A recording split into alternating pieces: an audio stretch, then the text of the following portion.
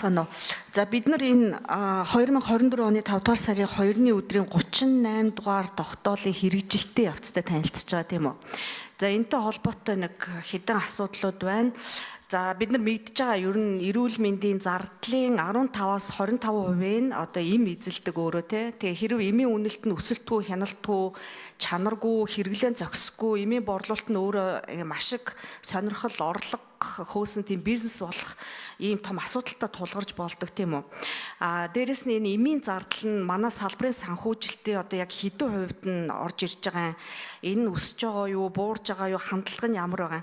Жишээл Дэлхийн эрүүл мэндийн байгууллагын жишг үнэтэй харьцуулбал одоо манай зарим үнийн эмийн үн нь 3-аас 4 дахин өндөр байна гэсэн ийм судалгаа байна тийм. За ингээд маш чухал сэдв ярьж байгаа учраас мөн эрүүл мэндийн тусламж үйлчилгээ чанартай яг холбоотой учраас хид хидэн асуудлыг минутанда багтаагаад асууя. Нөгөө яг зүйл заалтаар нь уншихаар та хэдэд нөгөө цаг хүрэхгүй учраас та хэд бол мэдж байгаа юм чинь тэгээ шууд хариулъя авчна үсттэй. За жишээлбэл 1-ийн А дээр энд ингээ хүний эмийн зөвлөл, салбар зөвлөлийн гишүүдийн томилгоо, шалгуур үзүүлэлт, ашиг сонирхол мэдүүлэлт, хяналт тавих гээд нэлээд ажил хийхээр тусгагдсан юм байна.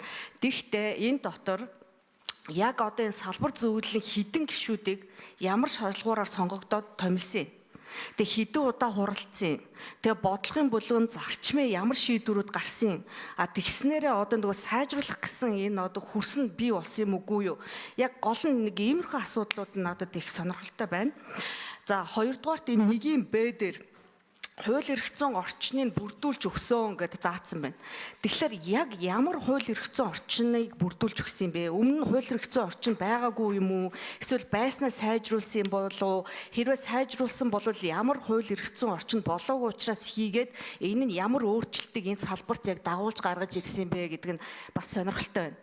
За 1-ийн В дээр зах зээлийн бодит үн гэдгээ яг юу гэж ойлгож байгаа вэ? Энийг их тодорхой болгомоор байна. Тэгээд 1-ийн В дээр мөн энэ бөөний болон жижиглэнгийн үнийн нэмэгдэх хувь хэмжээний дээд хязгаарыг төрийн бус байгууллагаас санал авч хүргүүлнэ гэж бичсэн байгаа нь их ойлгомжгүй, тодорхой бишээсээ гадна зөрчилтэй санагдаад байна. Үн нэмэгдэх хувь хэмжээ гэдэг ойлголт чинь байгаа эсхийг одоо ингээд та хэдээс бас тодруулмаар байгаа хгүй энд яг мэрэгжлийн хүмүүсээс нь. Уул нь чинь олон улсын жишг үнийг үндэслээд эмийн борлуулах үний дээд хязгаарыг тавьдаг тийм практик олон улсад байдаг те. Энэ асуудал нь одоо ингээд үн хөөрөгдөхөөс урьдчилан сэргийлдэг энэ яг байх ёстой гэж бодож байна. За минутаас сунгах идэх үү? Амжихгүй нь ойлгомжтой боловчлаа. За 1-ийн Г дээр бас их зөрчилтэй асуудал.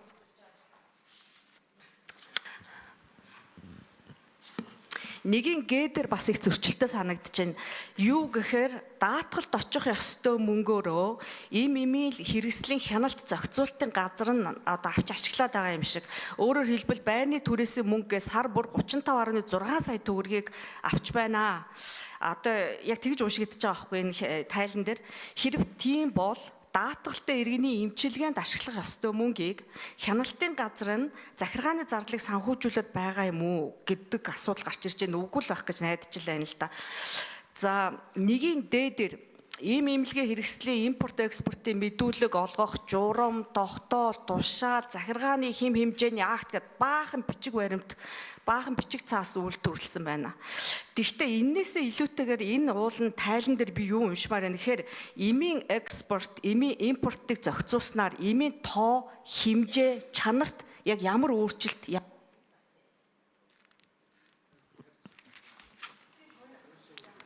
За ажлын хэсгээс хэн дөрвөлөд хэлж чадлаа. Эрдэнэ дараг 4-р микрофон. За ганмаа гишүүний асуултанд хариулъя. Энэ 1-ийн А дээр заасан энэ чиг үүргийн хүрээнд хуулийн хэрэгцээг хангах зорилгоор эмийн зөвлөл болон эмнэлгийн хэрэгслийн зөвлөлийн бүрэлдэхүүний одоо ажиллах журмыг эрүүл мэндийн сайдын 2025 оны 1 сарын 7-ны А34 гэсэн тушаалаар ингэж баталсан байж байгаа. За тэгээд энэ дээр эмийн зөвлөл болон эмийн хэрэгслийн салбар зөвлөлийн ажиллах журам бас бүрэлдэхүүнийг одоо эмнэлгийн хэрэгслийн хяналт зохицуулалтын газрын даргын 25 оны 2 сарын А42 гэсэн тушаалаар бас ингэж баталсан. За энэ үедээ нээлттэй сонгон шалгуулалтыг зарлаж, за энэний дагуу одоо одоо төрийн байгууллагууд, за төрийн бус байгууллагуудаас ирсэн энэ саналын дагуу энэ журмаа үндэслээд одоо шаардлага хангасан хүмүүсийг бүрэлдэхүүнд нь оруулж ингэж сонгосон байж байгаа. За ер нь өмнө нь бол энэ эмийн зөвлөлт гэдэг бол хүний эмийн зөвлөлт гэдгээр бас явдаг байсан. За энэ дээр төрийн нарийн бичгийн дарга бас ингэж ахалж явдаг байсан. Одоо бол одоо эмийн зөвлөлт гэдгээр яваад эрүүл мэндийн яамн дээр одоо эмнэлгийн тусламжийн бодлогын газрын дарга одоо ахалж ингэж ажиллаж байгаа. За энэ дээр бас одоо агентлагийн бүрэлдэхүүн болон за бусад одоо хөндлөнгийн гишүүдийн ийм бүрэлдэхүүнтэйгээр ингэж байгуулж ажиллаж байна.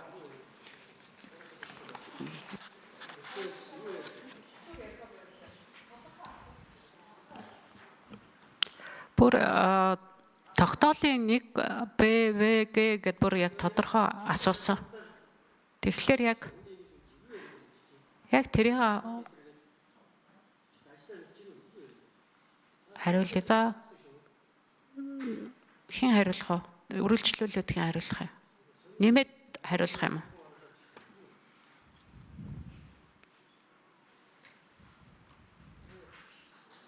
За 5 дугаар микрофон Намхан Нуруу. За гаммаа гишүүний асуултанд нэмэлтээр хариулъя. Тэр нэгийн үе дээр заашгүй шаардлагатай эмийн чагсаалт орох эмийг сонгох шалгуурыг тодорхой болох зах зээлийн бодит дүн тулгуурсан үнэлдэг болох гэж зохицуулт байгаа. Тэрэн дээр бол хуулийн 47-гийн 1 дээр ийм эмнэлгийн хэрэгслийн асуудал хариуцсан төрийн захиргааны байгууллагын заашгүй шаардлагатай эмийн энэ болон эмнэлгийн хэрэгслийн бөөний болон жижиглэнгийн үнийг төрийн бус байгууллагуудаас санал авч тус санал дээр боловсруулалт хийгээд эрүүл мэндийн яамд хүргүүлэх тус ирүүлсэн саналыг эрүүл мэндийн сайд болон санхүү төсвийн асуудал хариуцсан сайдын хамтарсан тушаалаар батлуулна гэсэн хуулийн заалт байгаа учраас тус ажил бол ийм эмнэлгийн хэрэгслийн хяналт зохицуулалтын газар дээр төрийн бус байгууллагуудаас санал авах боловсруулах шатандаа явж байгаа. Энэ маань яг хуулийн дээрээ ингээд үгээрээ заасан учраас ингэж явж байгаа гэж ойлгож байна.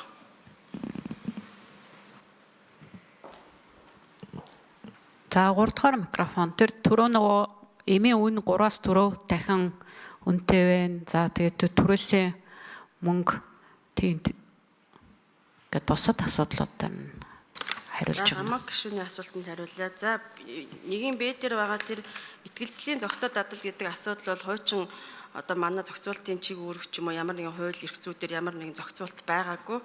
Тэгээд өөрөөр хэлэх юм бол энэ байдгүй шин зохицуултыг манай хууль руу бол оруулж өгснөөрөө даваа тал байгаа. Ингэснээрээ бас олон улсад төрөл хүлээн зөвшөөрсөн чанартай эмийг боломжийн үнээр авах нөхцөл бүрдсэн гэж ингэж оруулж байгаа. Дээр нь энийг эмийн бүртгэлийнхаа журам руу хийж оруулж өгснөөрөө одоо яг энэ одоо бүтэн хэрэгжих боломж үүсэж байгаамаа. За дээр нь дараагийн тэр нөгөө санхүүжилттэй холбоотой хэсэг дээр ер нь бол эмийн агентлаг байгуулагдаад явах хугацаанд бол ямар одоо агентлагтай холбоотой ер нь эрх зүйн асуудал бол тодорхойгүй байсан. Тухайлх юм бол одоо агентлаг тодорхой хэмжээгээр улсын төсөвт одоо мөнгө оруулж байгаа хэдий ч энэ асуудлаар одоо тухайн одоо зарим үйл ажиллагаанд зохицуултны буюу хяналтын одоо хяналт судалгааны ч юм уу чиг үүрэг хэрэгжүүлэхэд одоо төсөв мөнгөний асуудал байдгүй гэдэг утгаараа тодорхой одоо төсөв мөнгөний асуудлыг энэ мөнгнөөсөө гаргах гэдэг.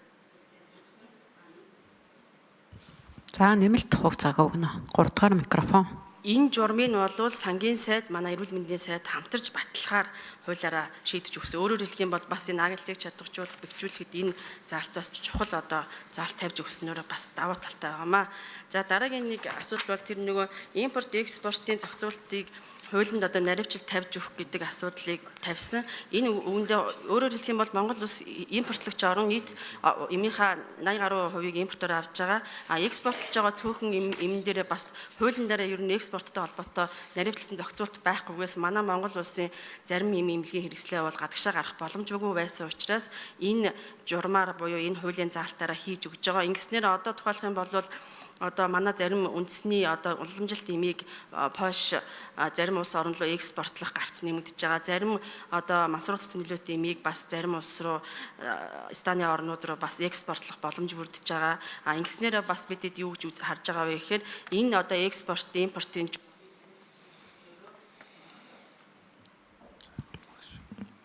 За нэмэлт хариулж дуусгаад хариулаад өгнө. 3 дугаар микрофон. Ингэснээр бид хэд одоо өмнө нь бол тухайлах юм бол түрүү хэлсэн нөгөө импортын мэдээлэл ч юм уу тайлан мэдээ гаргах, төсвийн тооцоолол хийх, хэрэгцээ хэрэглээгээ тооцоолох зэрэг энэ одоо бүх үйл ажиллагааг бол бид нар тухайлах юм бол одоо програмгүйгээр ч юм уу зарим нэг мэдээлэл нь дутуу одоо зохицуулалт хяналт ихэд хүндрэлтэй байсан асуудал нь энэ зохицуулалт орсноороо цаашдаа Монгол улсад хэрэглэх юм давуу тал үүсэж байгаамаа.